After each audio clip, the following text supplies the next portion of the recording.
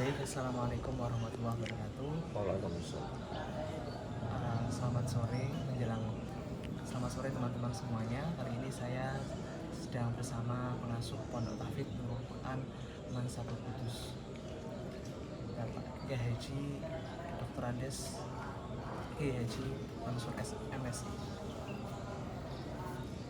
Saya akan menanyakan beberapa hal terkait dengan pelaksanaan khataman totonan di pondok ini. Oke, ini Yai. Yang pertama, sebagai pengasuh pondok, sekiranya dapat dijelaskan secara sekilas terkait dengan sejarah berdirinya pondok ini. Sejarah berdirinya pondok ini tahun 2018 ada kepala baru yang kesini namanya Bapak Dr. Andes Haji Sumanto, pindahan dari MAN.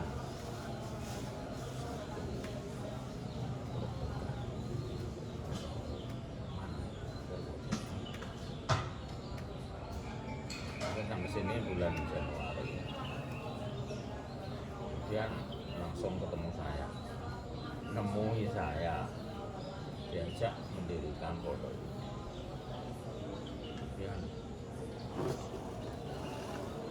dekat Pak Haji Sumanto yang luar biasa, modal seadanya, asrama pun belum ada. Akhirnya Bismillah mendirikan, ada asrama, ada lokal 01 yaitu lokal untuk anak berat yang belum dipakai, langsung digunakan, ditambah satu lagi buatkan dapur, kamar mandi, ya udah itu aja. Jadi modalnya kan Pak Amto punya niat, ketemu saya, yang kata dia sudah dikenal oleh dia, dan saya sudah punya pengalaman tentang pondok tahfidz. Akhirnya jadilah yang seperti ini. Jadi pendiri pondok ini adalah Bapak Dr. Andes Haji Sumanto MPD asli Bogor. Baik, terima kasih jawabannya. Yang selanjutnya, menjadi pengasuh pondok yang berbasis Al-Quran, bagaimana panjenengan memaknai Al-Quran itu sendiri secara umum? Al-Quran itu dengan bahasa saya itu, pakai bahasa Jawa itu, omongannya Gusti Allah. Karena kalau dengan bahasa Al-Quran, kalau memakai kata-kata itu hanya sebuah bacaan, kurang di hati para santri itu tidak menusuk. Tapi kalau saya bilang omongannya Gusti Allah, itu luar biasa itu. Omongannya Gusti Allah diapalkan. Nah ini mereka akan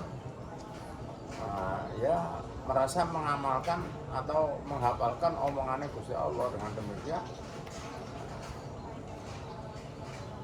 mereka merasa gimana ya, menghafalkan sesuatu yang luar biasa, bukan hanya sekedar bacaan itu. Dan Al-Quran itu sumber dari segala sumber ilmu, semua ilmu yang ada di dalam Al-Quran semua. Maka pondok ini atau siswa mempelajari pelajaran yang terlebih dahulu menghafalkan Al-Quran, luar biasa. Pelajarannya dipelajari, sumbernya juga dipelajari, luar biasa. Gitu. Kemudian, seberapa besar arti penting dihafalkannya kitab suci umat Islam ini, khususnya bagi para santri di pondok ini? Pertama, dengan menghafal Al-Quran satu, walaupun belum tahu artinya, itu berarti telah melestarikan kalamullah, telah ikut ambil bagian dalam pelestarian omongan Gusti Allah, kalamullah bahasa Arab di dunia ini. Lebih-lebih kalau tahu artinya, maka di sini santri wajib berbahasa Arab itu pada harinya, bahasa Inggris pada harinya, itu dalam rangka biar ketika menghafal Al-Quran bukan hanya sekedar menghafal, tapi awal. Menghafal itu sendiri sudah luar biasa, nilainya sudah luar biasa. Kenapa? Melestarikan omongan Gusti Allah. Betapa kalau tahu arti. Itu. Ya.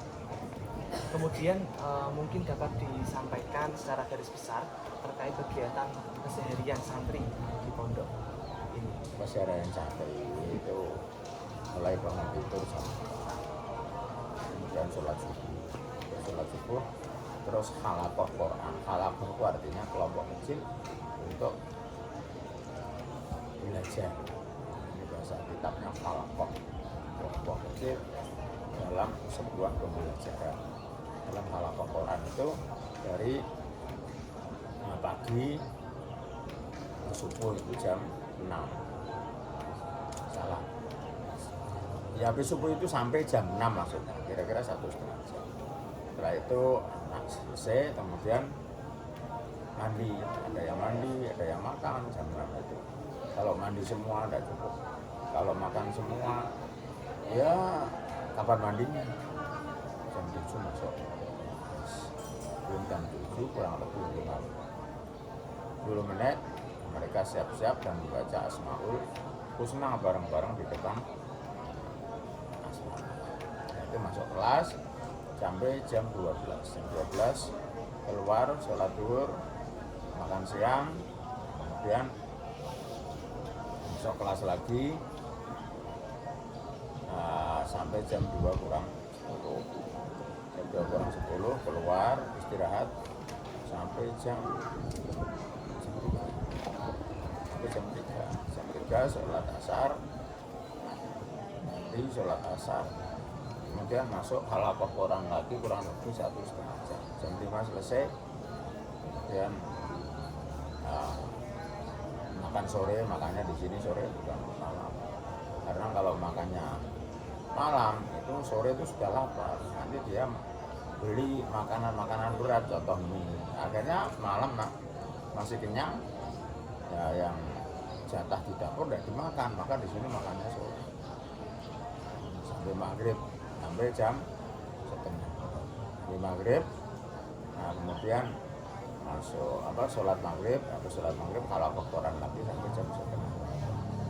Nah, 8 keluar, jam 8 kurang seperempat masuk kelas lagi untuk belajar malam sampai jam begitu rutin terus. 9 keluar, kemudian ya ada yang beres lagi, ada yang beli makanan ringan karena masih ada waktu belum tidur.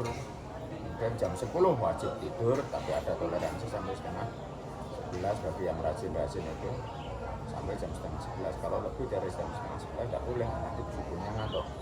Kelas setengah 11 semuanya tidur sampai nanti jam 4 dibangunkan. Begitu rutinitas kegiatan sehari-hari para santri. Kemudian Yai, apa saja kegiatan unggulan di pondok ini, khususnya yang berkaitan dengan program tahfidzul Quran? Ya, ada program postes, ada utama. Postes itu artinya setiap tahun, setahun sekali anak itu, maksudnya selama 1 tahun itu anak dites 4 kali, mid semester. Nah, itu bagi anak yang sudah mencapai 15 juz ke atas, maka tesnya langsung semak pakai speaker, pakai salon. Itu semuanya tesnya begitu.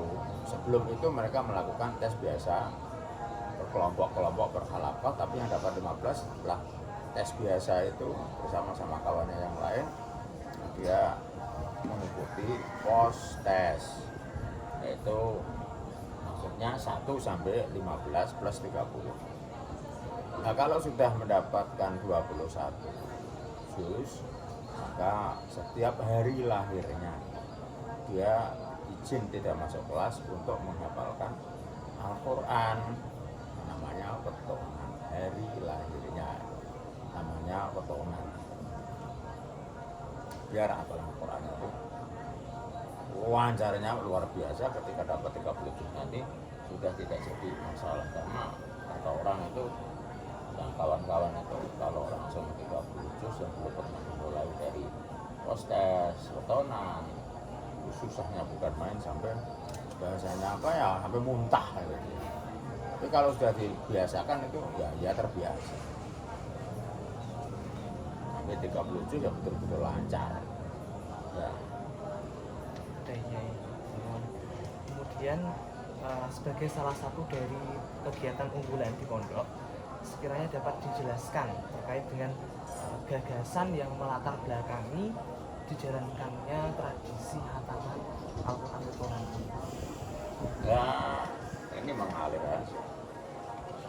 Jadi kalau kita itu sudah menyatu dengan program kita apa? Program kita di sini Tahfidzul Quran. Nanti Allah yang mengaliri ilmu-ilmu kotak kita.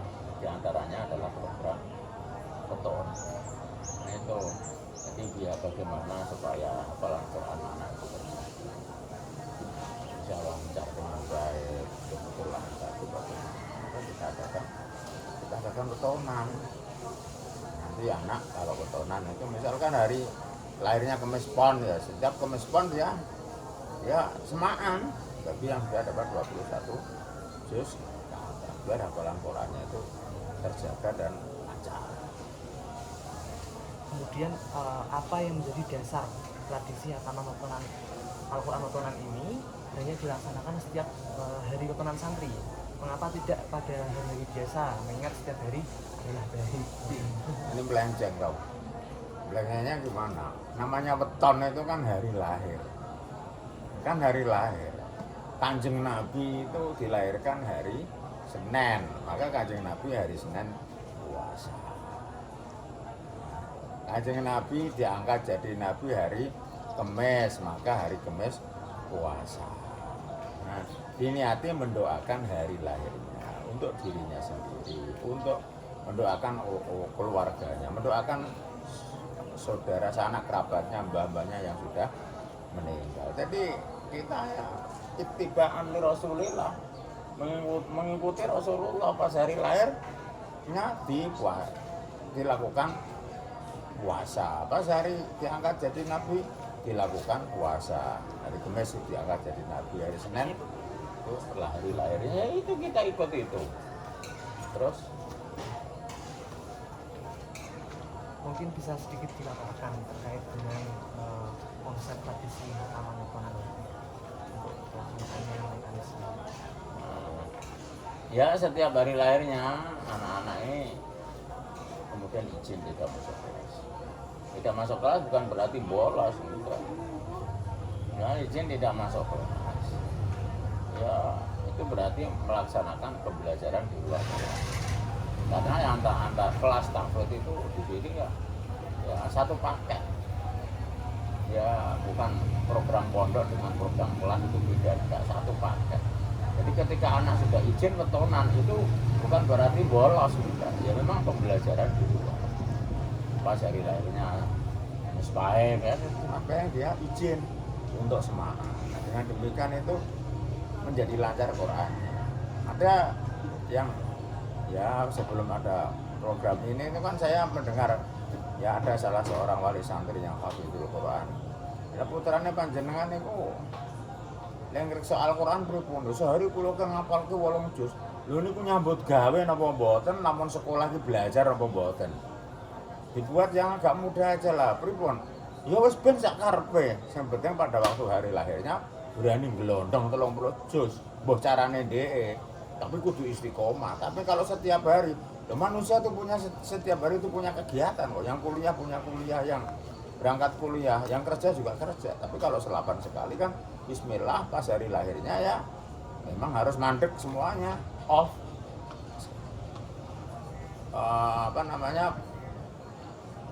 Konsentrasi menghafal Al-Quran, diniati apa?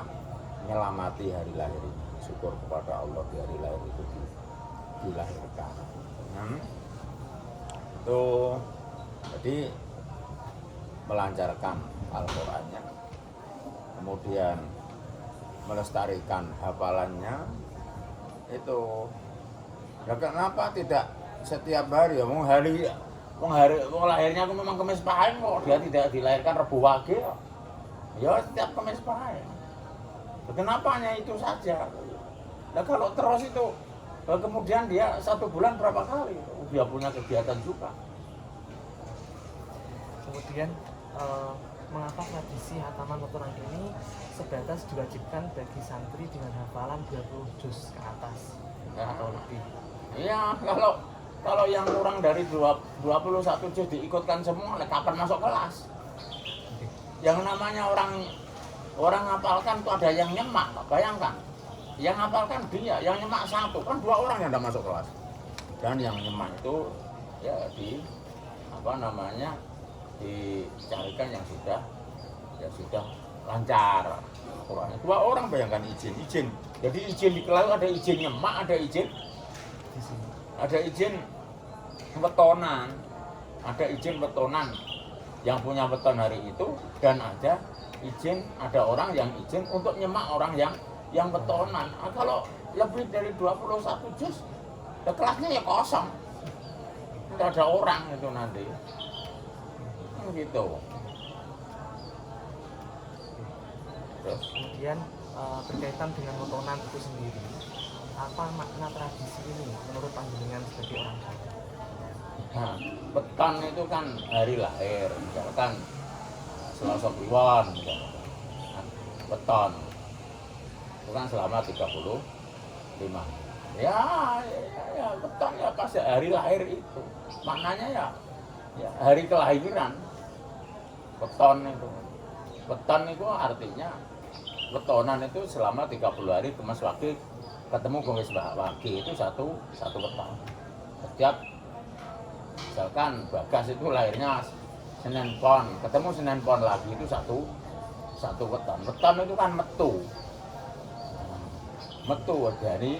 dari hari metu, hari lahir.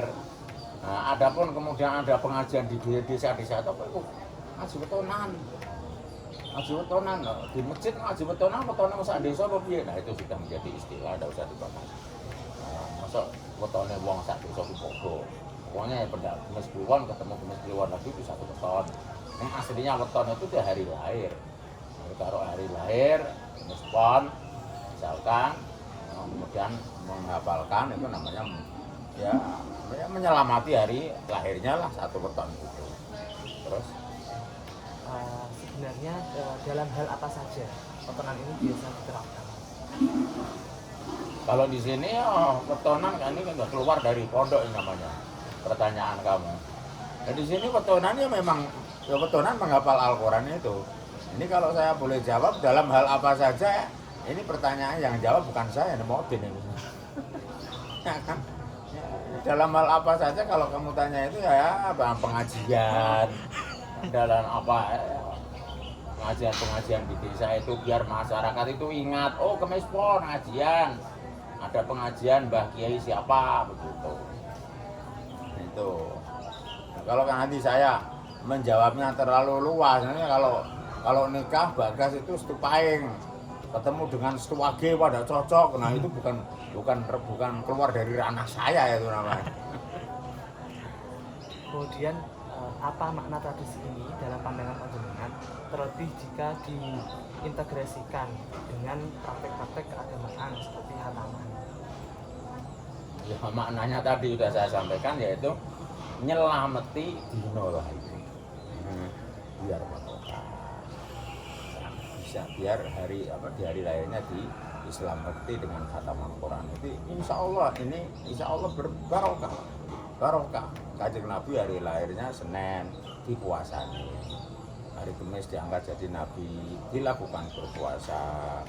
Nah ini anak-anak pada hari lahirnya khataman Quran, ya insya Allah banyak berkah, ilmunya barokah, nanti bisa manfaat ilmunya. Itu. Kemudian dalam pandangan panjenengan, seberapa penting tradisi wetonan ini perlu dilestarikan? dan lebih khusus tradisi hataman Al-Quran? Nah, pentingnya luar biasa itu. Nah, banyak orang yang hafal Al-Quran kemudian lupa. Kemudian lupa karena apa? Tidak membiasakan untuk mengadakan petonan, hafalan. Nah, kalau dia mungkin kalau masih muda-muda kayak kamu setiap hari bisa 5 juz. Kan paling tidak 1 juz.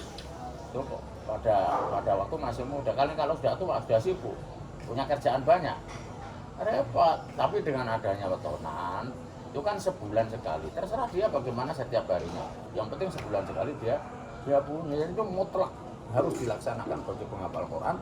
Biar apa? Biar Al-Qurannya ini tidak lupa, tidak hilang, tidak kabur. Karena kata Mbah Kiai Saroni ketika berpidato, Al-Quran itu beliau ya menukil dari kata Mbah Arwani, Al-Quran itu playune luwih terengginas daripada onto dicengok. Mbah Saroni mengatakan, aku ki ndek nemu sedina 10 juz, 3 dina khatam, 3 dina khatam. Nah niku olehku ndres iku bin nadhar. Ora dengan hafalan, bin nadhar. Nek orang ngono ku ya ilang. Nah. Oke lah sedina sehari 10 juz, wah aku luar biasa itu ideal itu. Tapi manusia punya kegiatan, kalau dia seorang dosen sehari 10 juz terus gimana? Kalau kamu punya perusahaan, banyak perusahaan terus sehari 10 juz, kapan pegang usahamu? Tapi kalau dengan selapangan itu kan sebulan sekali. Nah, nanti insya Allah Al-Qurannya bisa berjalan. Kemudian selanjutnya bagaimana relevansi atau keterkaitan pelaksanaan tradisi hataman potonan ini di era modern yang notabene banyak kalangan masyarakat yang mulai meninggalkan warisan budaya leluhur mereka. Nah itu terserah mereka. Ini kan untuk memudahkan saya di dalam atau memudahkan saya dalam memberi cara santri untuk melestarikan hafalan Al-Quran. Jadi tidak ada kaitannya dengan budaya di masyarakat. Nah, ini bagaimana caranya saya memberi cara kepada santri biar Al-Qurannya terjaga itu bagaimana, maka saya sampaikan, saya arahkan anak untuk mengadakan pengajian petonan. Tuh. Jadi adapun masyarakat meninggal petonan itu kaitannya Bagas, Setu Paeng, si calonnya itu si Fatimah itu Senen Pon, Gitung ini sekian mah enggak jodoh ini. Nah itu beda lagi. Ini kita biar anak itu bisa melestarikan Al-Quran dengan istilah petonan tadi. Nah itu tidak kaitannya dengan hitung-hitungan dah. Jelas ini kan ittiba'an li Rasulillah pada waktu hari lahir dipuasani hari Kamis pas hari diangkatnya hari lahir hari Senin dan diangkatnya pada hari Kamis, maka ada istilah puasa Senin Kamis. Lah bagi santri tidak puasa Senin Kamis tapi selapanan pas hari lahirnya adalah dia menghafal Al-Quran biar lestari Al-Qurannya karena dia sebagai penghafal Al-Quran. Selanjutnya, adakah manfaat atau faedah tersendiri dari diamalkannya tradisi hataman Al-Quran? Wah, manfaatnya besar sekali, Al-Qurannya bisa lestari. Ya itu, Al-Qurannya bisa lestari. Satu, yang kedua yakin barokah. Kanjeng Nabi puasa hari Senin, ya barokahnya luar biasa. Jadi selain lestari Al-Qurannya, tampil tidak lari, juga ada hikmah bagi dirinya dalam menjalani kehidupan itu nantinya. Nah itu, saya yakin hikmahnya kayak apa? Ya enggak tahu, itu Allah yang tahu. Mungkin hidupnya dituntun oleh Allah. Ya, dengan payung hidayah, dipayungi dengan huruf-huruf Al-Quran yang menyatu, mengalir bersama aliran darahnya. Ya enggak tahu. Tapi kita yakin aja, kita yakin dengan hafalan Al-Quran itu, dengan menghataman petonan itu nanti ada hikmah besar yang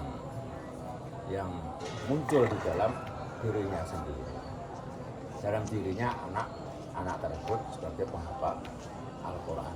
Hikmahnya apa? Wallahu a'lam. kita yakin Allah tahu anak intatun abdi dalam hadis qudsi. Saya itu nuruti apa sari kerjaku Allah. Pasti ada hikmah yang luar biasa. Ya, terima kasih Yai untuk sesi wawancaranya. Makasih atas waktunya yang diberikan.